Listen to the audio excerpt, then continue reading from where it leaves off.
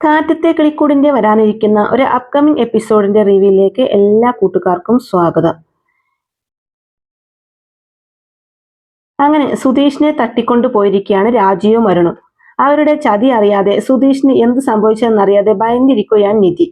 സുധീഷ് പണവും സ്വർണവുമായി കടന്നു കളഞ്ഞതാണെന്ന് രാജിയും അരുണും ഹേമയും നിധിയെ പറഞ്ഞ് വിശ്വസിപ്പിക്കാനായിട്ട് ശ്രമിക്കുന്നുവെങ്കിലും നിധി അത് വിശ്വസിക്കാൻ തയ്യാറാകുന്നില്ല. ഹരീഷിന്റെ ഫോണിലേക്ക് വിളിച്ച് നിധി സുധീഷിനെ കാണാനില്ല എന്നുള്ള കാര്യം അറിയിച്ചിരുന്നു. സുധീഷ് വീട്ടിൽ എത്താത്തത് കൊണ്ട് ഹരീഷ് ഈ കാര്യം സുഭാഷിനെയും നികേഷിനെയും അറിയിക്കുകയാണ്. ഭാസ്കറിനും അത് കേൾക്കുമ്പോൾ സുധീഷിന് എന്തെങ്കിലും സംഭവിച്ചു കാണുമ്പോ എന്ന് അവർ ഭയക്കുന്നുണ്ട്. 7 ദിവസത്തിനുള്ളിൽ നിധിയെയും സുധീഷിനെയും തമ്മിൽ പിരിക്കുമെന്ന് രാജീവ് സുധീഷിനെ വെല്ലുവിളിച്ച കാര്യം ഹരീഷ് സുഭാഷിനോടും നികേഷിനോടും ഭാസ്കറിനോടുമെല്ലാം പറയുന്നുണ്ട്. ഇത് രാജീവിന്റെ ചതിയാണെന്നും ഹരീഷ് പറയുന്നുണ്ട്. തുടർന്ന് രാജീവിന്റെ കെണിയിൽ നിന്നും സുധീഷിനെ രക്ഷിക്കാനായി രണ്ടും കൽപ്പിച്ചിറങ്ങുകയാണ് സുഭാഷും ഹരീഷും നികേഷും. ഒരു ഓട്ടോയിൽ സുഭാഷും നികേഷും ഹരീഷിന്റെ വർക്ക്ഷോപ്പിലേക്ക് വരികയാണ്. പിന്നാലെ ബൈക്കിൽ ഹരീഷും അവിടേക്ക് വരുന്നുണ്ട്. രാത്രി തന്നെ തക്കലയിലേക്ക് പോയി സുധീഷിനെ കണ്ടെത്താനാണ് അവരുടെ തീരുമാനം. ഹരീഷിന്റെ കടയിലേക്ക് വന്ന് അവർ ബൈക്ക് എടുക്കാനായി തുടങ്ങുമ്പോൾ ഹരീഷിന്റെ ഫോണിലേക്ക് വിളിക്കുകയാണ് നീതു. ദേഷ്യത്തോടു കൂടി ഹരീഷ് കോൾ കട്ട് ചെയ്യുമ്പോൾ സുഭാഷ് ചോദിക്കുന്നുണ്ട്, ആരടാ ഫോണിൽ? അപ്പൊ ഹരീഷ് പറയുകയാണ്, കസ്റ്റമർ ആണ് സുഭാഷ് ഏട്ടാ. കസ്റ്റമർ എന്തിനാ ഈ സമയത്ത് വിളിക്കുന്നതെന്ന് സുഭാഷ് ചോദിക്കുമ്പോൾ ഹരീഷ് പറയുന്നുണ്ട്, അതൊരു റെഗുലർ കസ്റ്റമറാ, രാത്രിയൊന്നും പകലൊന്നുമില്ല അയാൾക്ക്. സുഭാഷ് ഏട്ടൻ എന്റെ വണ്ടിയും എടുത്ത് നികേഷിനെയും കൂട്ടി പോകാൻ നോക്ക്. വേറെ വണ്ടി കടയ്ക്കുള്ളിൽ ഇരിപ്പുണ്ട്. ഞാൻ കട തുറന്ന് വണ്ടിയും എടുത്ത് നിങ്ങളുടെ പിന്നാലെ അങ്ങെത്താം. സുഭാഷ് ഏട്ടന് വണ്ടി ഓടിക്കുന്നതിൽ പ്രശ്നമൊന്നുമില്ലല്ലോ? അപ്പോൾ സുഭാഷ് പറയുകയാണ്, എനിക്കൊരു പ്രശ്നവുമില്ല, നീ പെട്ടെന്ന് വരണം.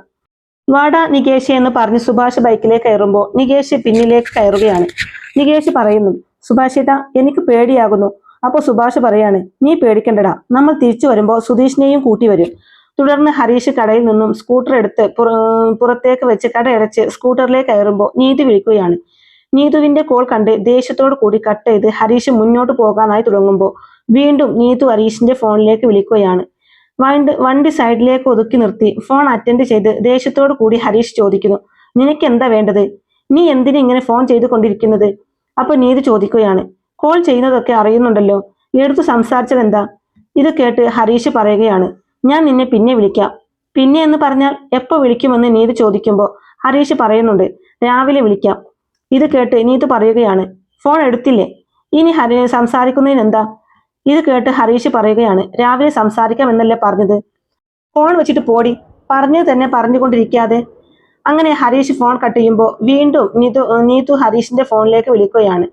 ഫോൺ അറ്റൻഡ് ചെയ്ത് ദേഷ്യത്തോടു കൂടി ഹരീഷ് ചോദിക്കുന്നുണ്ട്, നീ പിന്നെ എന്തിനാ വീണ്ടും വീണ്ടും വിളിച്ചുകൊണ്ടിരിക്കുന്നത്?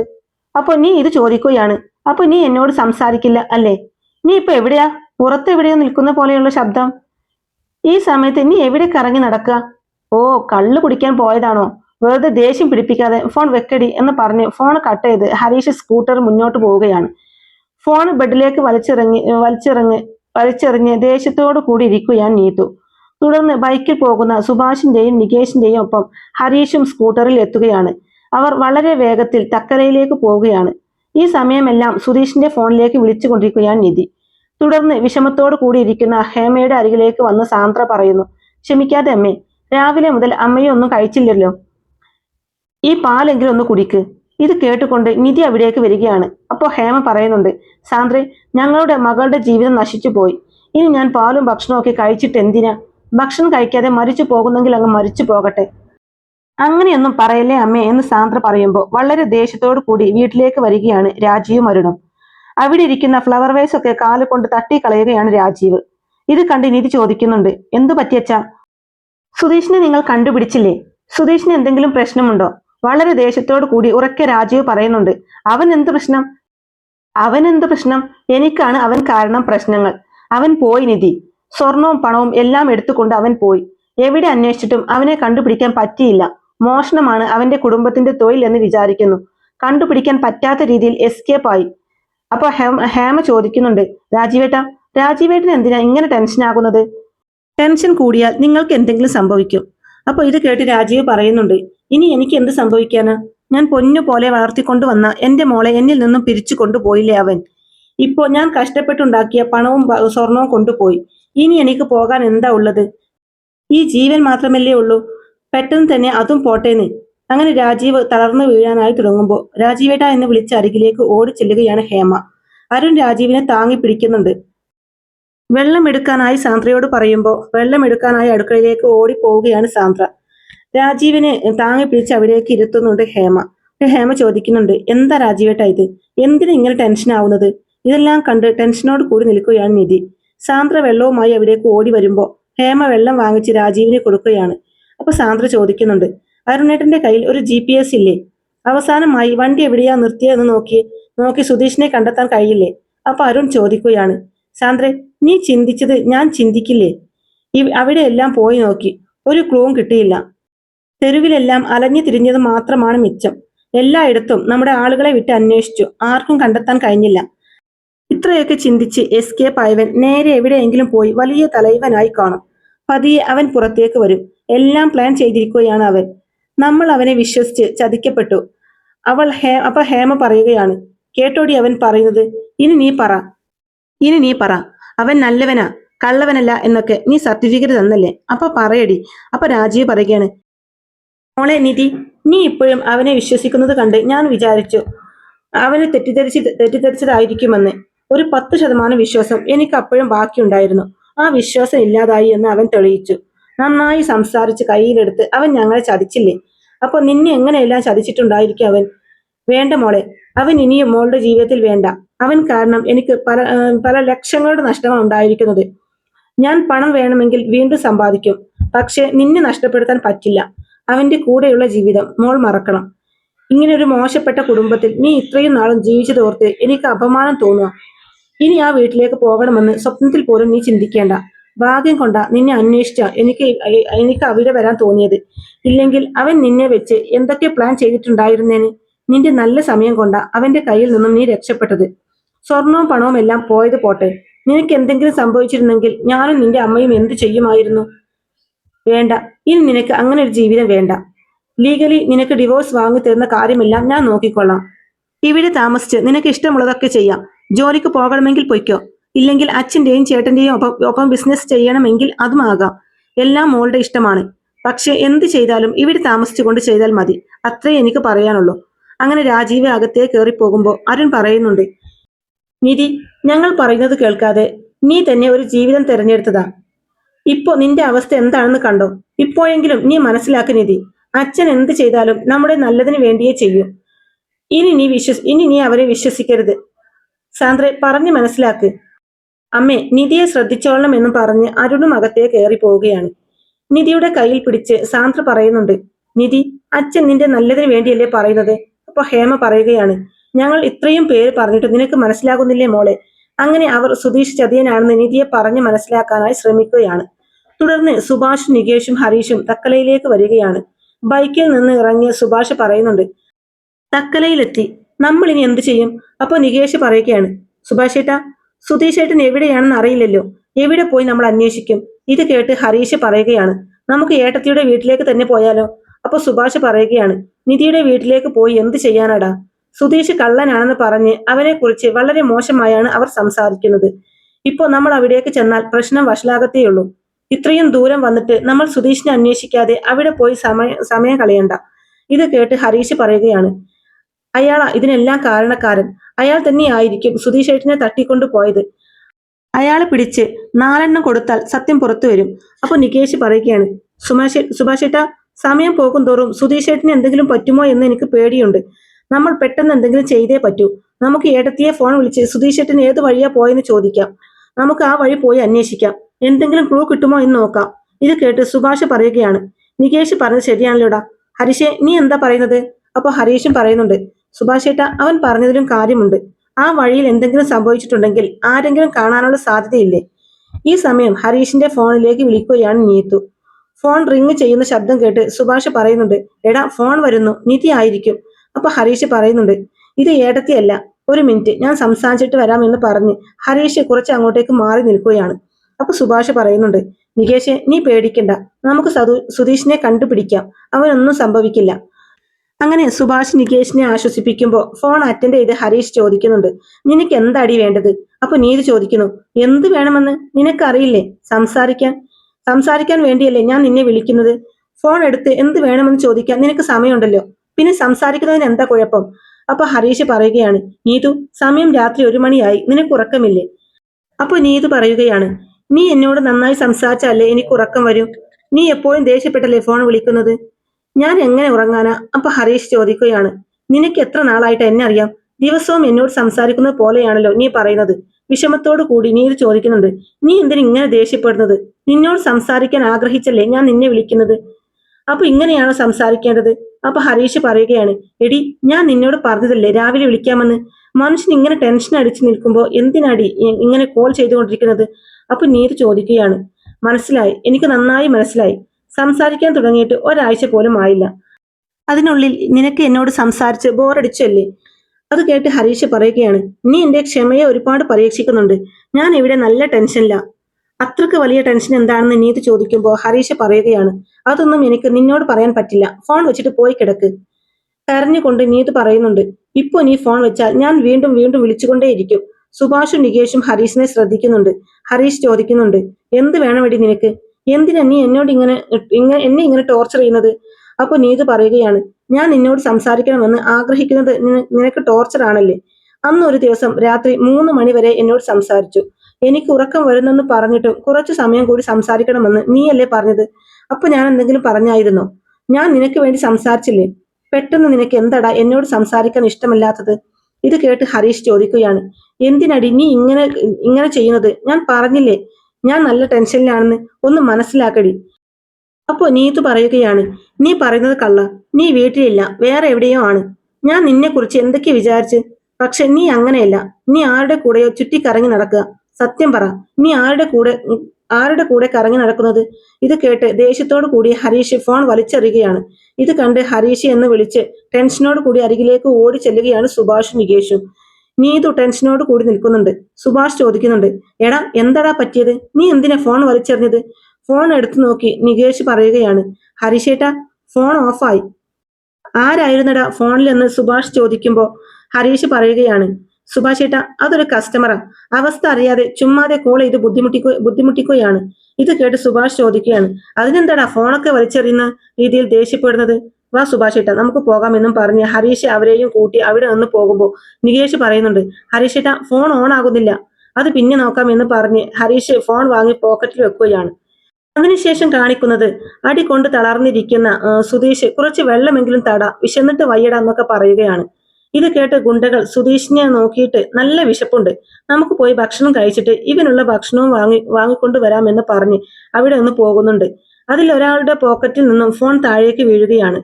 ഇത് സുധീഷ് ശ്രദ്ധിക്കുന്നുണ്ട്. മദ്യപിച്ച് ലക്ക് കെട്ട ഗുണ്ടകൾ വണ്ടിയിൽ കയറി അവിടെ നിന്ന് പോവുകയാണ്. സുധീഷ് പതിയെ കസേരയുമായി പാടുപെട്ട് ആ ഫോണിന്റെ അരികിലേക്ക് എത്തുകയാണ്. ഫോൺ എടുക്കാൻ ശ്രമിക്കുന്നുണ്ടെങ്കിലും ഫോൺ എടുക്കാൻ കഴിയുന്നില്ല. കാലുകൊണ്ട് ഫോൺ ഓൺ ചെയ്യാനായി ശ്രമിക്കുന്ന സുധീഷ് മനസ്സിൽ പറയുകയാണ്, ഇവൻ ഫോൺ ലോക്ക് ഇട്ടിട്ടുണ്ടെങ്കിൽ ഞാൻ പെട്ടു. ദൈവമേ, ഇവൻ ഫോൺ ലോക്ക് ചെയ്ത് കാണരുതേ. അങ്ങനെ കാൽവിരൽ കൊണ്ട് ഫോൺ ടച്ച് ചെയ്ത് നോക്കുന്ന സുധീഷ് പറയുകയാണ്, ദൈവമേ, നീ ഉണ്ട് കൂടെ, അവൻ ഫോൺ ലോക്ക് ചെയ്തിട്ടില്ല. അങ്ങനെ സുധീഷ് ഹരീഷിന്റെ ഫോണിലേക്ക് വിളിക്കുകയാണ്. ഫോൺ സ്വിച്ച് ഓഫ് ആണെന്ന് പറയുമ്പോൾ സുധീഷ് പറയുകയാണ്, സ്വിച്ച് ഓഫോ? ഇപ്പൊ എന്തിനാടാ നീ ഫോൺ സ്വിച്ച് ഓഫ് ചെയ്തിരിക്കുന്നത്? ഇനി ആരെ ഒന്ന് വിളിക്കുക? എന്ത് ചെയ്യണമെന്ന് അറിയില്ലല്ലോ ഭഗവാനെ, രക്ഷിക്കണേ. തുടർന്ന് വണ്ടി സൈഡിലേക്കൊന്ന് ഒതുക്കി നിർത്തി ടെൻഷനോട് കൂടി ചുറ്റും നോക്കുകയാണ് സുഭാഷും ഹരീഷും നികേഷും. അവിടെ ഒന്നും ആരെയും കാണുന്നില്ല. എന്താ സുഭാഷേട്ടാ, ഇവിടെ ആരെയും കാണാത്തത് എന്ന് നികേഷ് ചോദിക്കുമ്പോൾ സുഭാഷ് പറയുകയാണ്, പാതിരാത്രി ആയില്ലേ നികേഷ്? ഹരീഷ് പറയുന്നുണ്ട്, ഈ സമയം എല്ലാവരും നല്ല ഉറക്കത്തിലായിരിക്കും. ആരോടെങ്കിലും ഇതിനെക്കുറിച്ച് അന്വേഷിച്ചാലും അറിയില്ലെന്നേ പറയത്തുള്ളൂ. അവർ പ്ലാൻ ചെയ്ത് സുധീഷിനെ തട്ടിക്കൊണ്ടു പോയതാ. തുടർന്ന് ചുറ്റും നോക്കി സുധീഷ് മനസ്സിൽ പറയുന്നുണ്ട്, സുഭാഷേട്ടന്റെ ഫോണിലേക്ക് വിളിച്ചാലോ? സുഭാഷേട്ടന്റെ നമ്പർ ഓർമ്മയിൽ വരുന്നില്ലല്ലോ. അങ്ങനെ ഒന്ന് ആലോചിച്ച് സുധീഷ് സുഭാഷിന്റെ ഫോണിലേക്ക് വിളിക്കുകയാണ്. തുടർന്ന് ഹരീഷ് പറയുന്നുണ്ട്, സുഭാഷേട്ട, ഇതൊന്നും ശരിയാകില്ല. ഈ രാത്രി മുഴുവൻ നമ്മൾ അന്വേഷിച്ച് നടന്നാലും ഒരു ക്ലൂവും കിട്ടില്ല. അയാളുടെ വീട്ടിലേക്ക് ചെന്ന് അയാൾക്കിട്ട് 4 പൊട്ടിച്ച് ചോദിച്ചാൽ സത്യം അറിയാം. ഇത് കേട്ട് നികേഷ് പറയുകയാണ്, സുഭാഷേട്ട, ഹരീഷേട്ടൻ പറഞ്ഞതുപോലെ നമുക്ക് ഏട്ടത്തിയുടെ വീട്ടിലേക്ക് പോകാം. ഈ സമയം സുഭാഷിന്റെ ഫോണിലേക്ക് വിളിക്കുകയാണ് സുധീഷ്. ഫോൺ റിങ് അടിക്കുന്നുണ്ടെന്ന് പറഞ്ഞ് ആകാംക്ഷയോട് കൂടി ഇരിക്കുകയാണ് സുധീഷ്. അറിയാത്ത നമ്പർ ആയതുകൊണ്ട് സുഭാഷ് ഫോൺ കട്ട് ചെയ്യുകയാണ്. ആരാ സുഭാഷേട്ട എന്ന് ഹരീഷ് ചോദിക്കുമ്പോൾ സുഭാഷ് പറയുകയാണ്, അറിയാത്ത നമ്പറാണ്. ഞാൻ വിചാരിച്ചു സുധീഷ് ആയിരിക്കുമെന്ന്. സുഭാഷേട്ടൻ അതെടുത്ത് സംസാരിക്കാത്ത എന്താ നികേഷ് ചോദിക്കുമ്പോൾ സുഭാഷ് പറയുകയാണ്, അറിയാത്ത നമ്പർ അല്ലായിരുന്നോ? അപ്പോൾ നികേഷ് പറയുകയാണ്, എന്താ എല്ലാവർക്കും ഈ അർദ്ധരാത്രി ഫോൺ വരുന്നത് സുഭാഷ് ഏട്ടാ? ഫോൺ എടുക്കുന്ന സുധീഷ് വീണ്ടും സുഭാഷിന്റെ ഫോണിലേക്ക് വിളിക്കുകയാണ്. ഫോൺ റിങ് ചെയ്യുന്ന ശബ്ദം കേട്ട് നികേഷ് ചോദിക്കുന്നുണ്ട്, ആരാ സുഭാഷ് ഏട്ടാ ഫോണിൽ? നോക്കി സുഭാഷ് പറയുകയാണ്, വീണ്ടും അതേ നമ്പറിൽ നിന്ന് തന്നെയാടാ. ഇത് കേട്ട് നികേഷ് പറയുകയാണ്, ആരെങ്കിലും അത്യാവശ്യമായിട്ട് വിളിക്കുന്നതായിരിക്കും സുഭാഷ് ഏട്ടാ. അപ്പോൾ സുഭാഷ് പറയുന്നുണ്ട്, ഇന്ന് പണിസ്ഥലത്ത് ഒരുത്തൻ കള്ള് കുടിച്ചിട്ട് വന്നു. അവന് ഞാൻ ജോലി സ്ഥലത്ത് നിന്ന് പറഞ്ഞു വിട്ടു. ഇപ്പോ ഇപ്പൊ അവൻ എന്നെ വിളിക്കുന്നതായിരിക്കും. അപ്പൊ ഹരീഷ് പറയുന്നുണ്ട്, ഒരു പക്ഷെ അയാൾ അല്ലെങ്കിലോ? അറ്റൻഡ് ചെയ്ത് സംസാരിക്കും സുഭാഷ് ഏട്ടാ. ഇത് കേട്ട് സുഭാഷ് ഫോൺ അറ്റൻഡ് ചെയ്യുമ്പോൾ സുധീഷ് സുഭാഷ് ഏട്ടാ എന്ന് വിളിക്കുകയാണ്. ഇത് കേട്ട് സുഭാഷ് പറയുന്നുണ്ട്, എടാ സുധീഷ്. അപ്പൊ സുധീഷ് പറയുകയാണ്, സുഭാഷ് ഏട്ടാ ഞാനാ. അപ്പൊ സുധീഷ് ചോദിക്കുന്നുണ്ട്, സുധീഷ് നീ എവിടെയാടാ? നിന്നെ കാണാതെ ഞങ്ങൾ എല്ലാവരും ഭയന്നിരിക്കുക. നീ ഇപ്പൊ എവിടെയാടാ? നിനക്ക് കുഴപ്പമൊന്നുമില്ലല്ലോ? ചുറ്റും നോക്കി സുധീഷ് പറയുന്നുണ്ട്, സുഭാഷ് ഏട്ടാ ഇവിടെയുള്ള ഏതോ ഒരുത്തന്റെ ഫോണിൽ നിന്നാ ഞാൻ സംസാരിക്കുന്നത്. ഫോൺ സ്പീക്കറിൽ ഇട്ടിരിക്കുക. സുഭാഷ് ഏട്ടന്റെ വോയിസ് കേട്ടാൽ ആരെങ്കിലും വരും. സുഭാഷിന്റെ കയ്യിൽ നിന്നും ഫോൺ വാങ്ങിച്ച് സ്പീക്കറിൽ ഇട്ട് ഹരീഷ് പറയുന്നുണ്ട്, സുധീഷ് ഏട്ടാ ഞങ്ങൾ തക്കലയിലുണ്ട്. സുധീഷ് ഏട്ടൻ ഒന്നുകൊണ്ടും പേടിക്കണ്ട. എവിടെ ഉണ്ടെന്ന് പറഞ്ഞാൽ മതി, ഞങ്ങൾ ഉടനെ അവിടെ എത്തും. അപ്പൊ സുധീഷ് പറയുകയാണ്, നീ എന്തിനടാ ഇങ്ങനെ ബഹളം വെക്കുന്നത്? പതിയെ സംസാരിക്കടാ, പോയവർ തിരിച്ചു വരും. ഇത് കേട്ട് ഹരീഷ് പറയുകയാണ്, ശരി സുധീഷ് ഏട്ടൻ ഇപ്പൊ എവിടെയാ ഉള്ളത്? ഞങ്ങൾ അവിടേക്ക് വരാം. അപ്പോൾ സുധീഷ് പറയുന്നുണ്ട്, എവിടെയാണെന്നൊന്നും എനിക്ക് അറിയില്ലടാ. ഇന്ന് ഞാൻ വണ്ടിയിൽ പോകുമ്പോൾ കുറച്ച് റൗഡികൾ ചേർന്ന് എന്നെ കടത്തിക്കൊണ്ട് വന്നതാടാ. നിധിയുടെ അച്ഛൻ എന്റെ തന്നുവിട്ട സ്വർണവും പണവും എല്ലാം അവർ തട്ടിക്കൊണ്ടുപോയി. ഇത് ഏതാ സ്ഥലമെന്ന് അറിയില്ലടാ. ഇതൊരു ഫാക്ടറി പോലെയുണ്ട്. ഇവിടെ അവരെന്നെ കസേരയിൽ കെട്ടിയിട്ടിരിക്കുക. അവര് പുറത്തു പോയ സമയത്ത് ഒരുത്തന്റെ ഫോൺ എടുത്താണ് ഞാൻ ഇപ്പൊ സംസാരിക്കുന്നത്. ഇത് കേട്ട് ഹരീഷ് ചോദിക്കുകയാണ്, ശരി സുധീഷ് ഏട്ടന് ആ സ്ഥലത്തിന്റെ ലൊക്കേഷൻ അയച്ചു തരാൻ പറ്റുമോ? അപ്പൊ സുധീഷ് പറയുന്നുണ്ട്, എടാ എന്റെ കയ്യും കാലും ഒക്കെ കെട്ടി വെച്ചിരിക്കുക. കാല് കൊണ്ട് ഫോൺ ഓൺ ചെയ്താ നിങ്ങളുമായി ഞാൻ സംസാരിക്കുന്നത്. ഇത് കേട്ട് ഹരീഷ് പറയുന്നുണ്ട്, ശരി സുധീഷ് ഏട്ടാ. അവര് സുധീഷ് ഏട്ടനെ എവിടെ വെച്ച തട്ടിക്കൊണ്ടുപോയത്? അപ്പൊ സുധീഷ് പറയുകയാണ്, തക്കലയിൽ വെച്ച് തന്നെയാടാ. അങ്ങനെ ആ സ്ഥലത്തെ കുറിച്ചൊക്കെ വിശദമായി പറയുകയാണ് സുധീഷ്. തുടർന്ന് സുധീഷ് പറയുന്നുണ്ട്, നിങ്ങൾ എത്രയും പെട്ടെന്ന് ഇവിടെ എത്തണം ഹരീഷ്, എനിക്ക് പേടിയാകുന്നടാ. ഇത് കേട്ട് ഹരീഷ് പറയുന്നുണ്ട്, സുധീഷ് ഏട്ടൻ പേടിക്കേണ്ട, ഞങ്ങൾ ഉടനെ വരും. ശരിയടാ സുധീഷ് പറയുമ്പോ വണ്ടിയിൽ അവിടേക്ക് വരികയാണ് കേട്ടോ ആ ഗുണ്ടകള്. ഭയത്തോടു കൂടി പുറത്തേക്കൊന്ന് നോക്കിയിട്ട് സുധീഷ് കോൾ കട്ട് ചെയ്ത് ആ ഗുണ്ടകളെ ശ്രദ്ധിക്കുകയാണ്. സുഭാഷ് പറയുന്നുണ്ട്, കോൾ കട്ടായല്ലോ. അപ്പൊ നികേഷ് പറയുന്നുണ്ട്, സുഭാഷ് ഏട്ടാ സുധീഷ് ഏട്ടനുള്ള സ്ഥലം ഇപ്പൊ മനസ്സിലായില്ലേ? വാ നമുക്ക് പോകാം, എത്രയും പെട്ടെന്ന് നമുക്ക് അവിടെ എത്തണമെന്ന് ഹരീഷ് പറയുമ്പോ സുഭാഷ് പറയുകയാണ്, അവൻ പറയുന്നതൊക്കെ കേട്ടിട്ട് എനിക്ക് വല്ലാത്ത പേടി തോന്നുന്നു. വാ നമുക്ക് പോകാം. അങ്ങനെ ഇവര് ബൈക്കിൽ കയറി അവിടെ നിന്ന് പോവുകയാണ്. ഗുണ്ടകൾ അകത്തേ കയറി വരുന്നത് കണ്ട് സുധീഷ് ടെൻഷനോട് കൂടി ഫോൺ കാലുകൊണ്ട് തള്ളിക്കളയുകയാണ്. അരികിലേക്ക് വന്ന ഗുണ്ടകൾ സുധീഷിനെ ചോദ്യം ചെയ്യുകയാണ്, നീ എന്തടാ തട്ടിക്കളഞ്ഞത്? നിന്നെ ഞങ്ങൾ അവിടെയല്ലേ ഇരുത്തിയത്? നീ എങ്ങനെ ഇവിടെ എത്തി? അവരെന്താ തട്ടിക്കളഞ്ഞതെന്ന് നോക്കടാ. ഗുണ്ടകളിൽ ഒരാൾ ഫോൺ കണ്ടെത്തുകയാണ്. ഇത് എന്റെ ഫോൺ ആണെന്ന് മറ്റൊരാൾ പറയുമ്പോൾ ഒരാൾ ചോദിക്കുന്നുണ്ട്, നിന്റെ ഫോൺ എങ്ങനെയാടാ ഇവന്റെ കയ്യിൽ വന്നത്? ഫോൺ സൂക്ഷിക്കേണ്ടടാ എന്ന് അയാൾ പറയുമ്പോൾ നമ്മൾ പുറത്തേക്ക് പോയപ്പോൾ കർച്ചീഫ് എടുത്ത് ഞാൻ മുഖം തുടച്ചായിരുന്നു. അപ്പോൾ ഫോൺ താഴെ വീണതായിരിക്കും. ഇത് കേട്ട് അയാൾ ചോദിക്കുകയാണ്, ഫോൺ താഴെ വീണത് പോലും നീ അറിഞ്ഞില്ലേ? ഇവൻ ആരെയെങ്കിലും ഫോൺ വിളിച്ചിട്ടുണ്ടോ എന്ന് നോക്കടാ. അപ്പൊ അയാൾ പറയുന്നുണ്ട്, അണ്ണാ ഇവൻ 2-3 നമ്പറിൽ ഫോൺ വിളിച്ചിട്ടുണ്ട്. നീ ആരെയാടാ വിളിച്ചത് എന്ന് ചോദിച്ച് അവർ സുധീഷിനെ ചോദ്യം ചെയ്യുകയാണ്. സുധീഷ് ആണെങ്കിൽ ഭയത്തോട് കൂടി ഇരിക്കുകയാണ്. ഈ സമയം സുഭാഷിന്റെ ഫോണിലേക്ക് വിളിക്കുകയാണ് ആ ഗുണ്ട. ബൈക്ക് നിർത്തി സുഭാഷ് പറയുന്നുണ്ട്, സുധീഷ് ഏടാ വിളിക്കുന്നത്. പെട്ടെന്നൊന്ന് ആലോചിച്ച് ഹരീഷ് പറയുന്നുണ്ട്, സുഭാഷ് ഏട്ടാ മിണ്ടരുത്, ഫോണിങ് താ. അങ്ങനെ ഹരീഷ് ഫോൺ അറ്റൻഡ് ചെയ്യുകയാണ്. ഹരീഷും സുഭാഷും നികേഷും ഒന്നും മിണ്ടാതിരിക്കുന്നു. സുധീഷ് മനസ്സിൽ പറയുന്നു, സുഭാഷ് ഏട്ടാ സംസാരിക്കരുത്. ഹലോ എന്ന് ആ ഗുണ്ട പറയുമ്പോൾ സുഭാഷ് പതിയെ പറയുന്നു, സുധീഷ് അല്ലടാ. അപ്പൊ അയാൾ പറയുകയാണ്, സംസാരിക്കടാ. കോൾ കട്ട് ചെയ്ത് ഹരീഷ് പറയുകയാണ്, സുധീഷ് ഏട്ടൻ പിടിക്കപ്പെട്ടു എന്ന് തോന്നുന്നു. ഇത് കേട്ട് നികേഷ് പറയുകയാണ്, അയ്യോ ഇന്ന് നമ്മൾ എന്താ ചെയ്യാ? എനിക്ക് പേടിയാകുന്നു. അപ്പൊ ഹരീഷ് പറയുകയാണ്, നീ പേടിക്കണ്ട, നമുക്ക് സുധീഷ് ഏട്ടനെ രക്ഷിക്കാം. സുഭാഷ് ഏട്ടൻ വണ്ടി എടുക്ക്, നിങ്ങൾ പേടിക്കാതെ വാ. തുടർന്ന് ആ ഗുണ്ട അരുണിന്റെ ഫോണിലേക്ക് വിളിക്കുകയാണ്. പുറത്തേക്ക് ഇറങ്ങി ഫോൺ അറ്റൻഡ് ചെയ്ത അരുൺ ചോദിക്കുന്നുണ്ട്, നീ എന്തടാ ഈ സമയത്ത് വിളിക്കുന്നത്? അവൻ ജീവനോടെ തന്നെ ഇല്ലേ? ഞാൻ അടിച്ച അടിയിൽ ചത്തുപോയോ? അപ്പൊ അയാൾ പറയുന്നുണ്ട്, സർ ഞങ്ങൾ പുറത്തേക്ക് പോയ സമയം നോക്കി അവൻ ആരെയോ ഫോൺ വിളിച്ചു. ആര് ആര് സുധീഷോ എന്ന് അരുൺ ചോദിക്കുമ്പോൾ അയാൾ പറയുകയാണ്, അതെ സർ. ഇത് കേട്ട് ദേഷ്യത്തോടു കൂടി അരുൺ ചോദിക്കുന്നുണ്ട്, എങ്ങനെയാണ് അവൻ ഫോൺ വിളിച്ചത്? അവനെ കെട്ടിയിട്ടിരിക്കുകയല്ലായിരുന്നോ? ആ ഗുണ്ട നടന്ന കാര്യങ്ങളെല്ലാം അരുണിനോട് പറയുകയാണ്. തുടർന്ന് അയാൾ പറയുന്നുണ്ട്, ആ നമ്പറിലേക്ക് ഞാൻ വീണ്ടും വിളിച്ചു. എന്റെ വോയിസ് കേട്ട ഉടനെ അവൻ കട്ട് ചെയ്തു. ഇത് കേട്ട് അരുൺ ചോദിക്കുകയാണ്, എടാ വിവരം കെട്ടവനെ, അവൻ ഫോൺ എടുത്ത് വിളിച്ചുകൊണ്ടിരുന്നപ്പോ നീയൊക്കെ എന്ത് ചെയ്യുകയായിരുന്നു? അയാൾ പറയുകയാണ്, ഭക്ഷണം കഴിക്കാൻ വേണ്ടി പുറത്തു പോയതാ. ആ ഗ്യാപ്പില അവൻ ഫോൺ എടുത്ത് വിളിച്ചത്. ഇത് കേട്ട് അരുൺ പറയുകയാണ്, ഇത് പറയാ ഇത് പറയാൻ നിനക്ക് നാണമില്ലേ? കെട്ടിയിട്ടിരിക്കുന്ന ഒരുത്തൻ ഫോൺ എടുത്ത് ഡയൽ ചെയ്ത് കോൾ ചെയ്തിരിക്കുന്നു.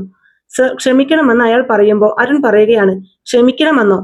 മണ്ണാ കെട്ട, ഒരു കാര്യം ചെയ്യ്, എത്രയും പെട്ടെന്ന് അവനെ അവിടെ നിന്ന് മാറ്റി ഞാൻ പറയുന്ന സ്ഥലത്തേക്ക് കൂട്ടിക്കൊണ്ടു പോയാൽ മതി.